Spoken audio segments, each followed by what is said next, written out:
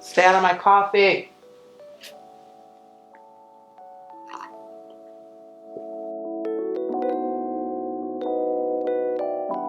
Hello, welcome back to my channel. If not back, then just welcome. If this is your first time here, if you could do me a huge favor and click on the subscribe button, I would love it if you would stick around to accompany me on my YouTube journey. And regardless of whether this is your first time here or not, if you could do me another favor and click on the bell button so that you will get notified when I upload videos, and let me know if you click on the bell button, if it actually notifies you. I accidentally got super va-va-voom because I put on a bright shade of lipstick and trying to pep myself up to be a productive member of the workforce today, but I also don't hate it because I'm wearing a plain white t-shirt and mom jeans, and I kind of feel like Cindy Crawford from that Pepsi commercial. You know, the one. Also right now it's kind of like Pepsi for life, but anyway, I digress. Today I'm here to talk about my March favorites. My first favorite of the month has to be all y'all. I made it to 100 subscribers way quicker than I thought I was going to, and I just want to thank you guys so much. I want to know what order you guys would like to see this in. Should I do like media, beauty, miscellaneous? Like, what order should I go in? Please comment down below the format that you would like to see. I think for today I'm going to go media, beauty, miscellaneous. So starting with media.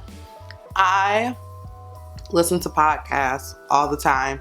My primary sources of entertainment are podcast listening and YouTube watching. This past month, a podcast came out called Missing Richard Simmons, and it was basically this one guy's story of how he was friends with Richard Simmons and how Richard Simmons went from being the most accessible celebrity to him being kind of reclusive and shutting off communication with his friends and whatnot and such forth. And it was just a really interesting story, and it made me think a lot about celebrity, especially the different tiers of celebrity, and how there is this new celebrity with a social media star. Because I kind of feel like Richard Simmons, even though he was not a social media star, that wasn't his claim to fame, the level of celebrity that he possessed kind of felt like that, the way that a lot of YouTubers and Instagram models are now celebrities within their own right, and mixing and mingling with people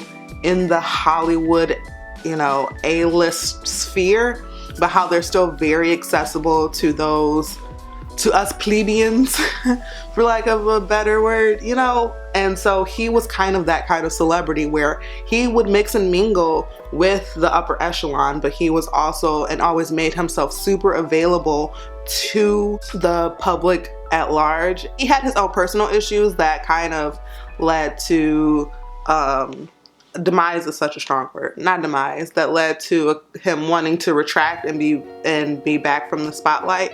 But I just feel like that's going to be a very similar narrative for a lot of the big people that you see on social media, and I just thought it was very interesting, and I learned a lot about Richard Simmons that I didn't know before. Next, recently my friend came out here to visit me, and we went to go see an artist by the name of, I would just like to preface this by saying that I don't speak Spanish, and I am so sorry for this pronunciation. Celia Rubinos. I'm so sorry. But anyway, bro, phenomenal show. It was at this place called the Barboza. If you happen to be from Detroit, the Barboza is a lot like the Shelter as far as the intimacy of it. It's so dope. I love it. It's like a basement to a bigger venue, and I love stuff like that. I think it's just so cool to be that close and that intimate with the artist.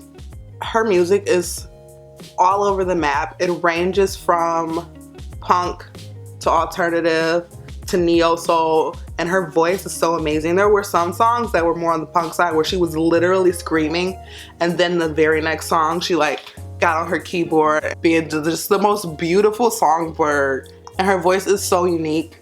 I know that that sounds very generic. There are parts where for a split second you feel like you would hear somebody else, but for her to have that kind of range to sound good across all of those genres, like for a split second I would hear I almost said Vince Staples, not Vince Staples. I would hear St. Vincent, and then for another second I would hear a more classical singer like Ella Fitzgerald, but never long enough for it to be like, oh, she sounds like this person, she sounds like this person, she sounds like Senia. I will definitely leave some stuff by her in the description bar as well. You should check her out, and if she's coming to your town, go, go, go, go. Especially if it is in a venue like the Barboza where it's so low key and it's so small and you get to be so close and so personal. Like, she was in the crowd at a couple of different points throughout the night. Check out Senia Rubinos. All right, moving on to beauty. Let's start with skincare. 7 years ago, I ordered the Sunday Riley Squad Goals kit from Sephora during the VIB sale, so that tells you how long ago it was. But I didn't start using it until the end of February, beginning of March, because I had other things that I wanted to finish first. It came with the Clay Slip Cleanser, their moisturizer, the Good Genes Serum, which is 100% the reason that I bought the kit, and their Luna Sleeping Night Oil. The cleanser and the moisturizer, meh. The real VIPs of this collection, the Whitley and Dwayne's of the squad, are the Good Genes Serum and the Luna Night Oil. The Good Genes Serum is like this crazy expensive lactic acid serum, and the Luna Night Oil is a retinoid oil. I have texture issues with my skin. I have very large pores. I get blackheads a lot. The lactic acid exfoliated my skin in a long-term and gentle enough way that I definitely noticed a difference in my pores. They say that you can notice a visible difference within 3 minutes, and you notice that visible difference within 3 minutes. But the thing about it is that it's not a temporary fix. As long as you continue to use it, it gets better and better and better over time. So now I don't really have as serious of texture issues as I did before. I've been out of the Good Genes for a hot minute now, so I'm starting to notice in my pores the texture of it coming back. But I still have the Luna Night Oil, and the Luna Night Oil, if you have any sort of active acne, put a tiny bit more on your active acne, and I promise you, in the morning, it will go down. I have the biggest, most monstrous, nasty pimples when I get them. I don't get them that often, but when I get them, they are so huge and they hurt so bad, and they take forever to go away on their own. This Luna Night Oil thing will have the biggest, most nasty, monstrous pimple on my face completely gone within 3 nights. I don't know what kind of magic it is, but I love it. On to makeup. There's been one standout face product for me this month, and that has to be the Glossier Cloud Paint Blushes.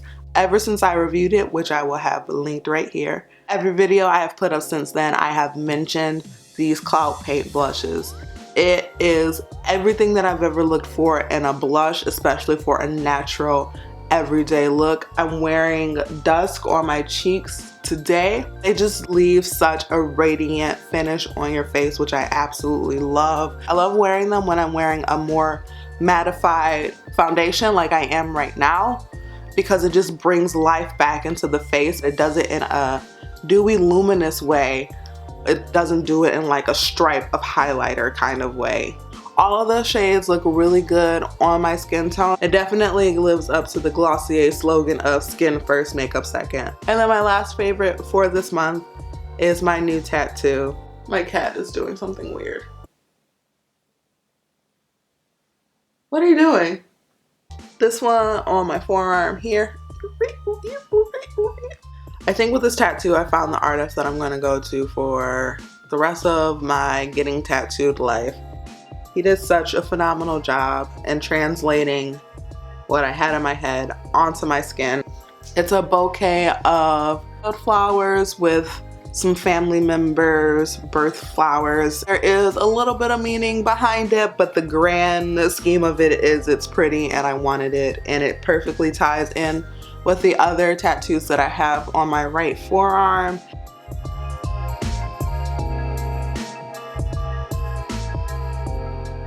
I'm almost done with this lower portion. I have 2 more that I want to get on my right forearm, and then I will move over to my left arm.